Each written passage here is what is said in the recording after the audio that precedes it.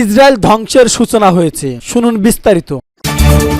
ইরানের প্রভাবশালী আলেম আয়াতুল্লাহ কাজেম সিদ্দিকী বলেন, ফিলিস্তিনের আল আকসা তুফান অভিযানের মধ্য দিয়ে ইহুদিবাদী ইসরায়েলের মৌলিক দুর্বলতা ফাঁস হয়ে গেছে এবং তাদের ধ্বংসের সূচনা। শুধু শুক্রবার তেহরানে জুম্মা খুতবা আল আকসা তুফান অভিযানের বিভিন্ন দিক তুলে ধরার সময় এই কথা বলেন। কাজেম সিদ্দিকী বলেন, এই অভিযানের ফলে কিছু দেশের সঙ্গে দখলদার ইসরায়েলের সম্পর্ক স্বাভাবিক করার পরিকল্পনা ভেস্তে গেছে এবং তা কখনো আর আগের অবস্থানে ফিরবে না। তিনি আরো বলেন, ফিলিস্তিনের আল আকসা তুফান অভিযান পশ্চাতের কথিত লিবারেল ডেমোক্রেটিক ইহুদিবাদী ইসরায়েলের অস্তিত্বের উপর অপূরণীয় আঘাত আনতে সক্ষম হয়েছে। পশ্চিমা বিশ্লেষকরা বলেছেন, ইহুদিবাদ বা জায়নবাদ গলে যাচ্ছে এবং বিলীন হয়ে যাচ্ছে। ফিলিস্তিনের পক্ষে ইরানের ইসলামী বিপ্লবের স্থপতি ইমাম খোমেনির নানা পদক্ষেপের কথা তুলে ধরেন কাজেম সিদ্দিকী বলেন, ইমাম খোমেনি ফিলিস্তিনি ইস্যুতে গোটা মুসলিম বিশ্বের জন্য প্রধান ইস্যু হিসেবে প্রতিষ্ঠিত করে গেছেন। এই সময় তিনি ইসরায়েলের বিরুদ্ধে ইরানের সশস্ত্র বাহিনীর প্রতিশোধমূলক হামলা অর্থাৎ সত্য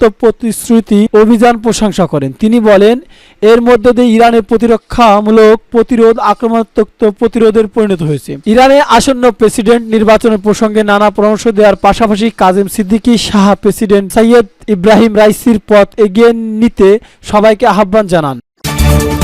গাজায় ইসরায়েলি হামলায় নিহত আরো ৭৭ জন ফিলিস্তিনি। এবার শুনুন বিস্তারিত। ফিলিস্তিনি অবরুদ্ধ গাজায় উপত্যকায় ইসরায়েলি বর্বর হামলায় আরও ৭৭ জন ফিলিস্তিনি নিহত হয়েছেন, আরও ২২১ জন ফিলিস্তিনি আহত হয়েছেন।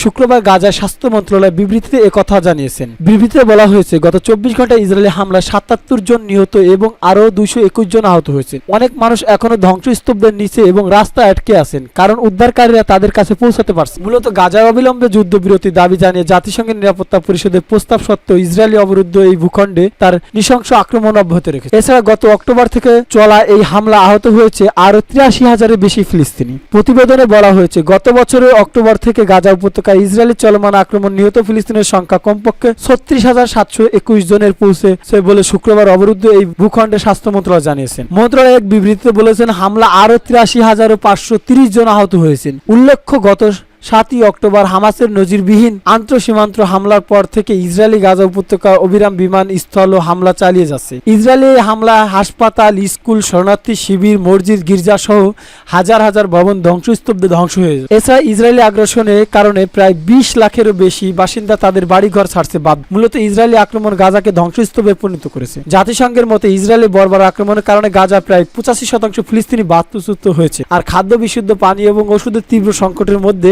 গাজা সকলের এখন খাদ্য নিরাপত্তাহীনতা অবস্থানের মধ্যে। এছাড়া অবরুদ্ধ এই ভূখণ্ডে ৬০% অবকাঠামো ক্ষতিগ্রস্ত বা ধ্বংস হয়ে গেছে। ইসরায়েল ইতিমধ্যে আন্তর্জাতিক বিচার আদালত গণহত্যার অভিযোগে অভিযুক্ত হয়েছে।